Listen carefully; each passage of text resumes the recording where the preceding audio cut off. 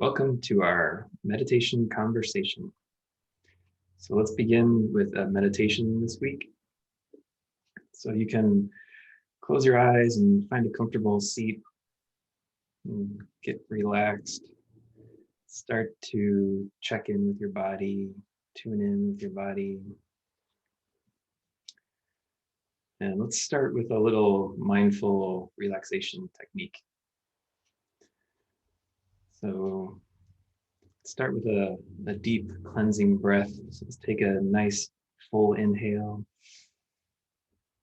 and exhale, letting all the air out. Let's do that one more time, breathing in deeply. And then exhaling fully. Now start to become aware of the very tip of your head, the very crown of your head. And imagine starting at that spot at the top of your skull, a cooling, relaxing sensation that starts at the top of your head and starts spreading out around your head, spreading out across the top of your head, and then following along the curves of your skull, allowing your head to relax, your scalp to relax.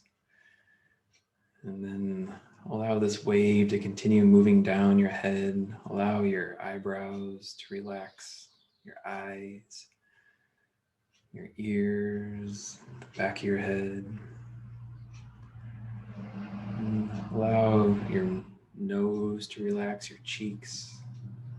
Maybe wiggle the jaw back and forth to loosen the jaw. Allow your neck to relax.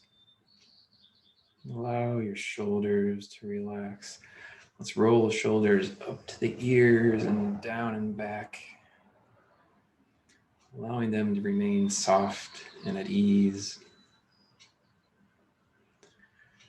Now feel your arms begin to relax, your chest, your ribs.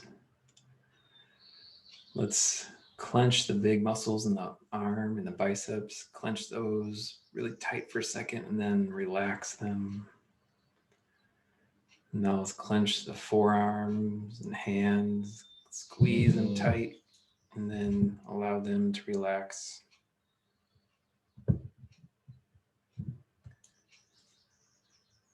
Now let's move into the abdomen. Squeeze those abdominal muscles and allow them to relax. Now become aware of your hips. And continue moving down into your legs. Let's clench those big thigh muscles in the legs and then allow them to relax. And notice your knees, the inside of your knees, the outside. Allow them to relax. And then allow this wave of relaxation to continue down to your calves. Let's clench those calf muscles, squeeze them tight, and then relax them. And moving down into your ankles, to your heel, to your feet. Let the tops of your feet relax, let the bottoms relax. Wiggle the toes back and forth, and then allow them to relax. Now let's take another one of those deep cleansing breaths, inhaling fully. And exhaling, allowing a wave of relaxation to wash down your entire body. Sweeping away the stress of the day. Sweeping away anything that's on your mind. Now let's just continue to sit here for a few minutes, feeling this awareness of our relaxed body.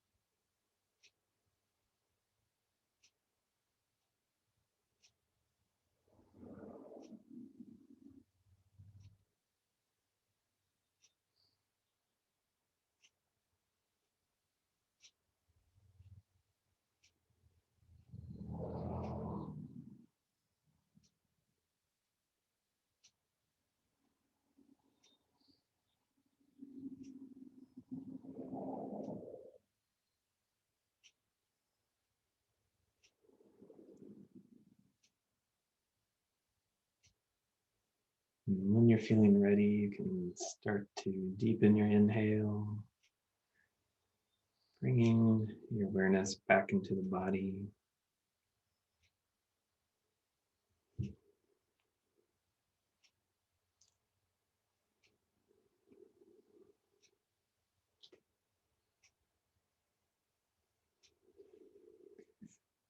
So how you doing, Maria?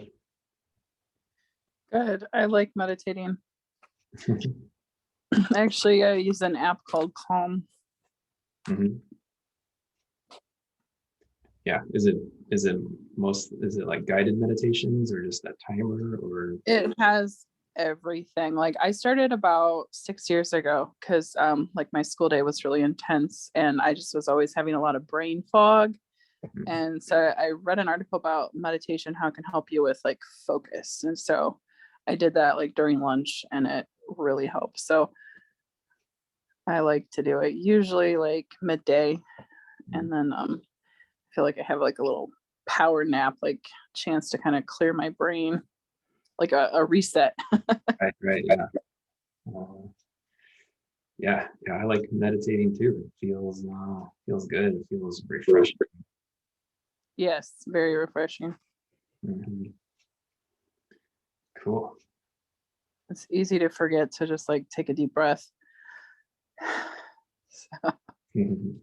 Yeah, deep breath always helps.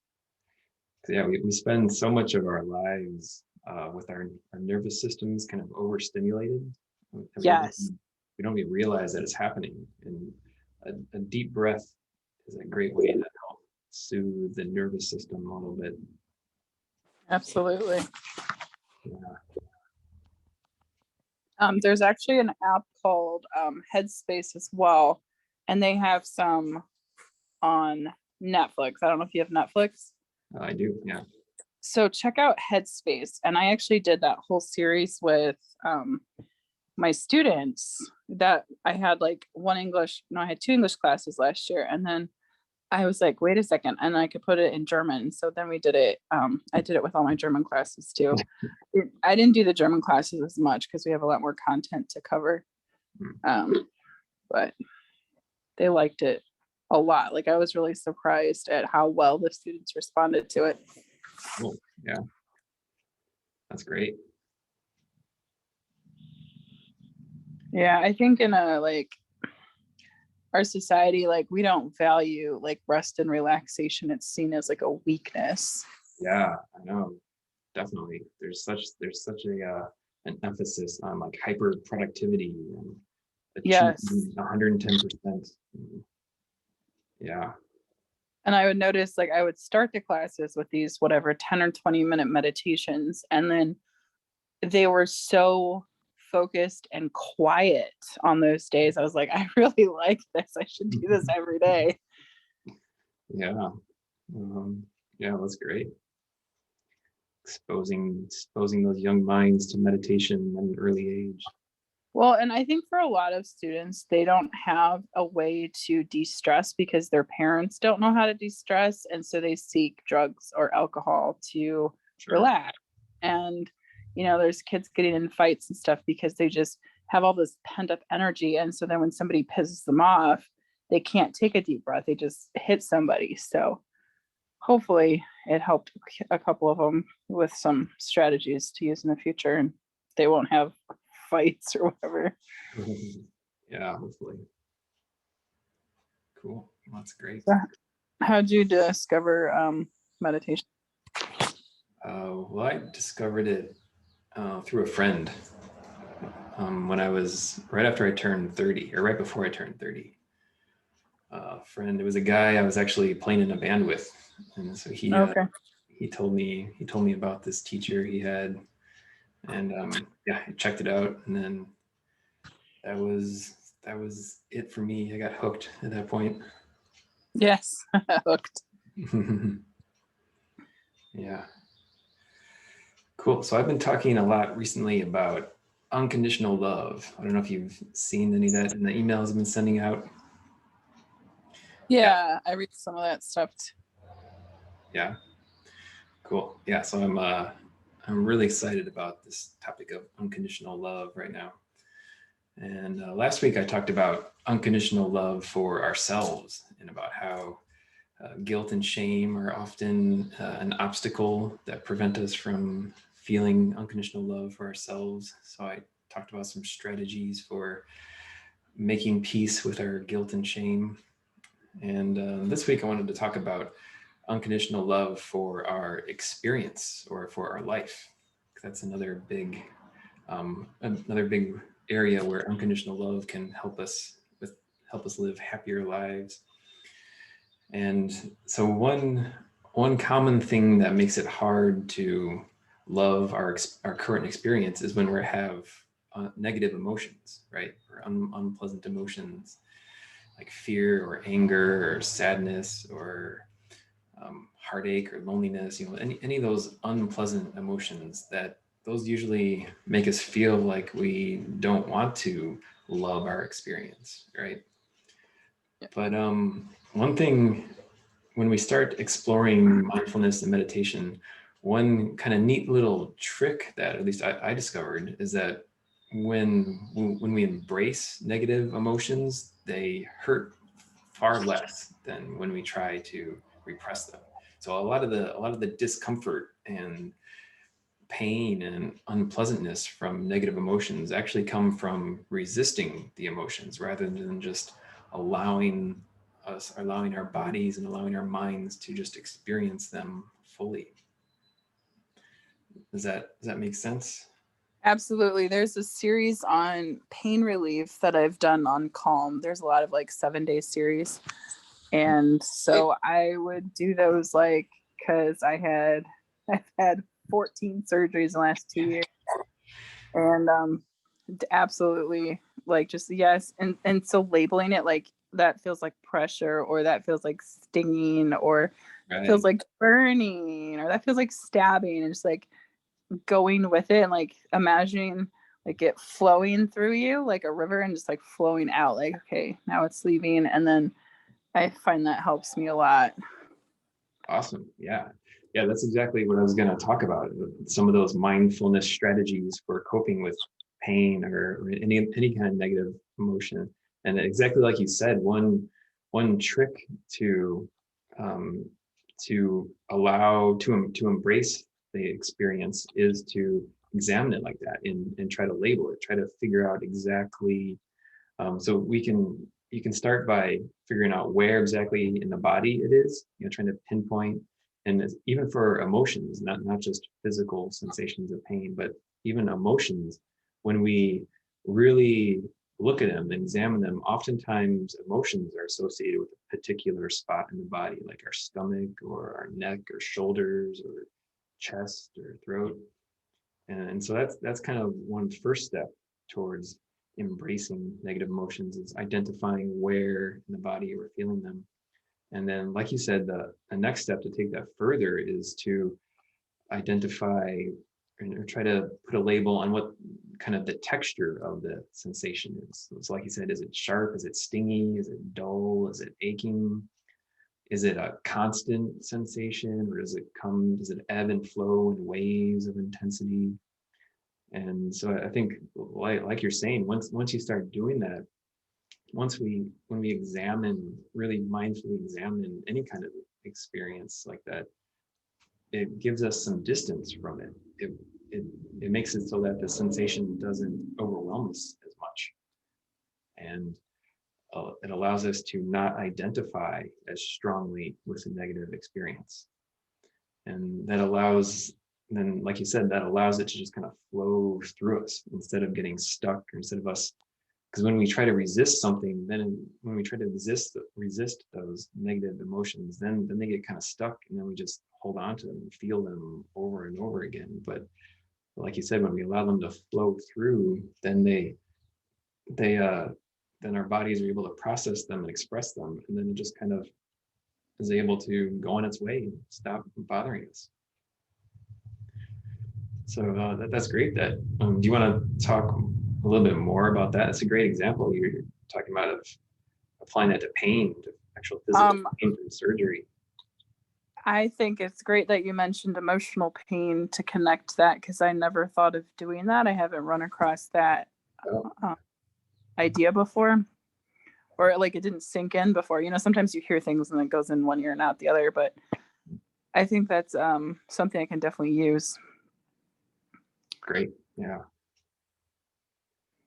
Yeah. Because no matter how good our lives are, no matter how much in alignment we are with our higher selves or whatever, no matter how cleansed our chakras are, we're always still going to experience negative emotions and negative experiences in life. There's nothing, that's just a part of life. We're going to have pain, we're going to have sadness. And the more we can embrace those experiences, the less we suffer from them. And so, yeah, and I've experienced this myself a couple times. Uh, Recently, my mom's dog died. I don't know if you heard about that, Lola. Yeah, that's really sad. Yeah, and that was really sad for me because I spent the last 2 summers with her, and so I got really kind of attached to Lola, and so yeah, that was really kind of painful for me, for especially the first few days. It just seems like this overwhelming sadness. But I try to practice these techniques that I preach. Try to put into practice what I'm actually talking about, and it does make it easier. It makes it easier to have the experience and just allow the emotions to process through. And they for really intense things like the death of a loved one, it can linger for days or even weeks. That we can still keep feeling that sadness for a while. But the more we embrace them, the more we express it, the faster our bodies are able to process it, so that we can get back to having a not so painful experience of life. Yeah, absolutely. I was recently rear-ended while sitting at a stoplight. Um, and in the past, I would have immediately started crying. But since I've started meditation, I just did some like deep cleansing breaths and I was able to kind of keep it together. I mean, I was still upset, but it wasn't the same level of upset as before, like I would have been in the past. Awesome. Great.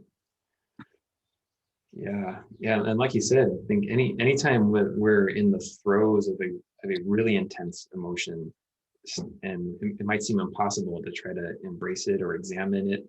And like you said, starting with the breath at that point is a great way, because when we're really caught up in an emotion, then our nervous system is hyperactivated and we're under a lot of stress and a lot of anxiety.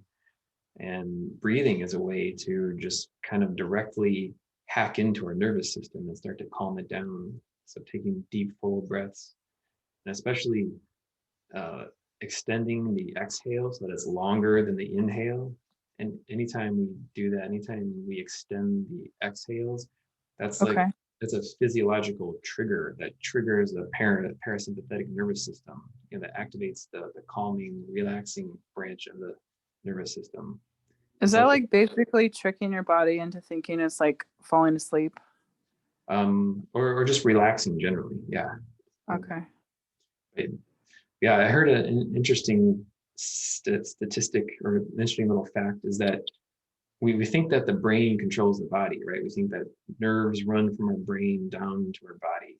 But for every nerve that runs from the brain to the body, there's 4 nerves that run from the body back to the brain. Huh.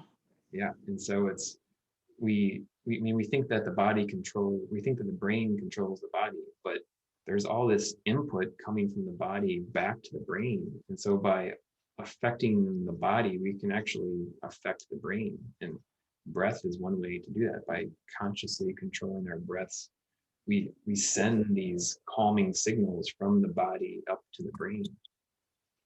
Well, that's neat. I didn't know that. Yeah, it's pretty interesting stuff. Cool. So you want to do another meditation? Yeah, I was gonna say one other thing, like when you're talking about the stress hormone, like I really need that because so I don't have my thyroid anymore. And the thyroid is responsible for helping release the stress hormone. So when I'm stressed, I don't have any hormone to be released. I just get whatever's in my little pill every morning and that's it.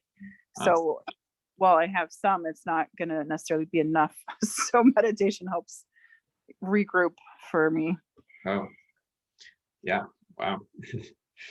So yeah, so anytime, there's lots of research to back this up also about the calming effect of breath on the nervous system. So yeah, it's my go-to whenever I'm starting to feel stressed out or freaked out. I just start focusing on my breath, start deepening, lengthening my breath. So yeah, it could be helpful for you. All right. So let's do a breathing technique for a meditation. This is one of the simplest breathing techniques we can do. It's just equal inhales and equal exhales. So you can do it to a count of like 4 or 5 or 6, whatever feels comfortable. And so let's do that right now. Let's close our eyes and settle into our seat one more time.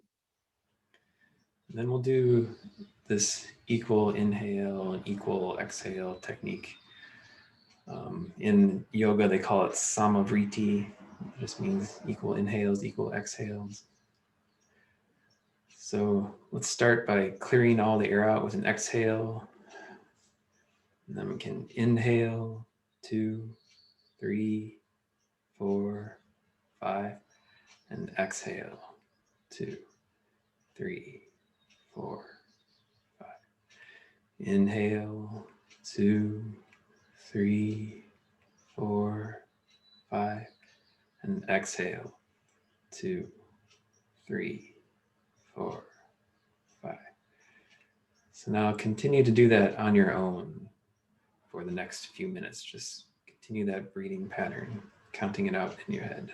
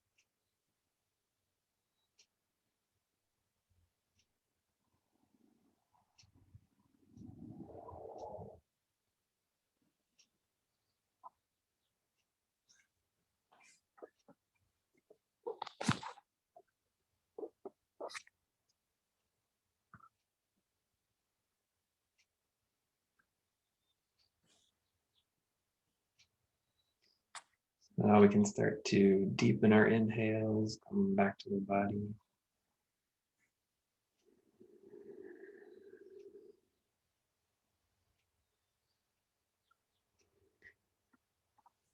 So that little exercise there is a really simple technique to calm ourselves down. Just doing that breathing pattern for 5 minutes.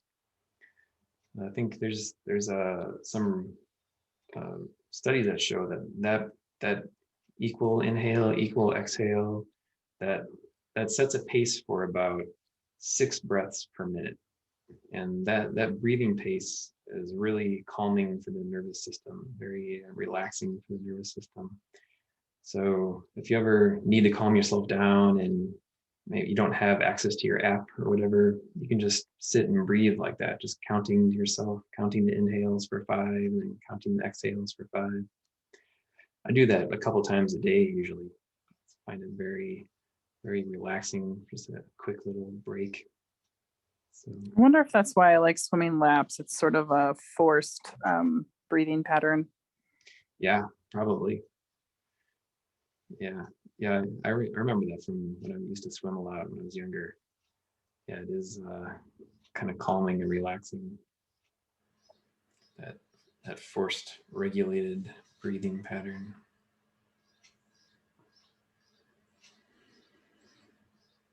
Great. So, do you have any questions or anything about meditation or anything in your life that you're struggling with that you think meditation could help with, but you're not sure? Um, can't think of anything right now, but it's always good to meditate with other people once in a while. So I'm gonna try to join this more often. Hmm, cool. Yeah, yeah. It's nice to come together in a community and do that for sure. Mhm. Yeah, if you're feeling inspired, you might try doing that 5 count breathing first thing in the morning. I've been reading this book called Just Breathe by Dan Brule. It's all about different breathing techniques. Oh, interesting. Yeah. And The Calm app has different breathe bubbles, and they're like different. Like there's one, for example, to help you focus better, and there's one for helping you relax better. So it kind of sounds similar to that. oh yeah, definitely.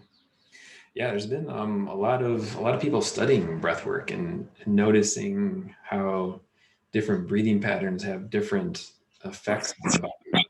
Some are more kind of invigorating, some are more relaxing. So yeah, it's really interesting, and it's a really useful tool for helping us to regulate our nervous systems. Yeah, that's something we generally don't do at all in our culture. It's just constantly a stream of Yeah, media and going, and it's not healthy. yeah. I mean that's like what our society is based on. Just go, go, go, and constant stimulation and Like phone. even like you go to like the doctor's office or gas pump, and there's like a screen talking to you. I know that's the worst at the gas stations when you're pumping gas. You can't even get away from a screen while you're pumping gas anymore. Yeah, it's like Yeah, every I don't go to those gas stations, but once in a while, if I'm out somewhere and I don't know the gas station, I stop there. I'm like, oh, I'm not coming to this one again. yeah, I know, and it's that really annoying stuff that's like kind of like it's like disguised advertising, right? Like they Yeah. try to make it like it's some kind of informative story, but it's actually they're just trying to sell you something. Yes. Oh, yeah. It's everywhere. They're trying to sell you something. Yeah.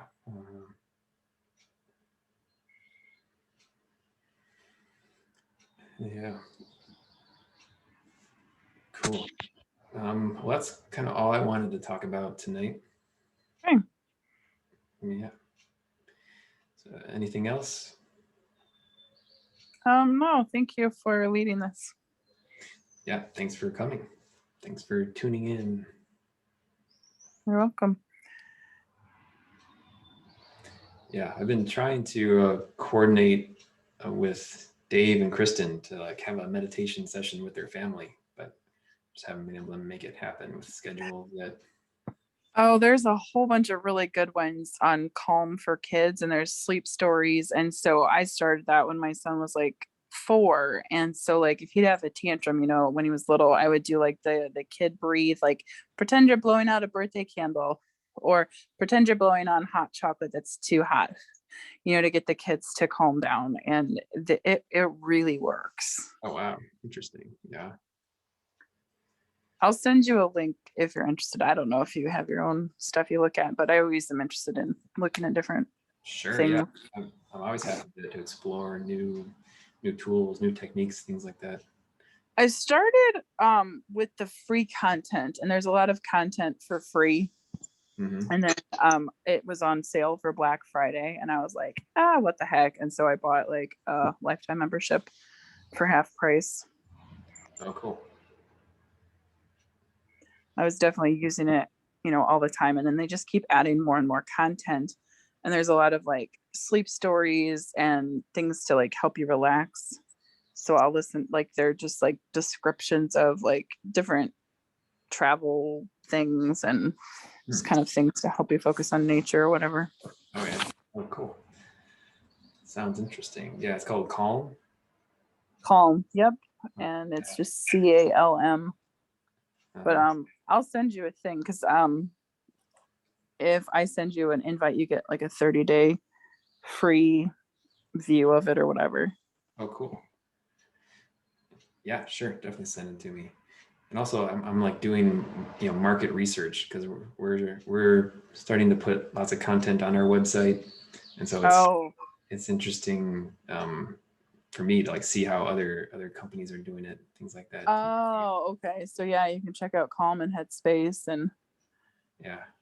the thing I liked about Headspace for my students is that it had visuals to go with it. So especially for the students who were virtual at the time, it had like images that were just like gently moving shapes or whatever. Um, but most of the Calm is just audio. Actually, I think all the Calm is just audio. Huh. Cool. Great. All right. Well, it was great to see you. All right, you too. Have a good night. Thanks. Yeah. See you later. All right, bye. Bye.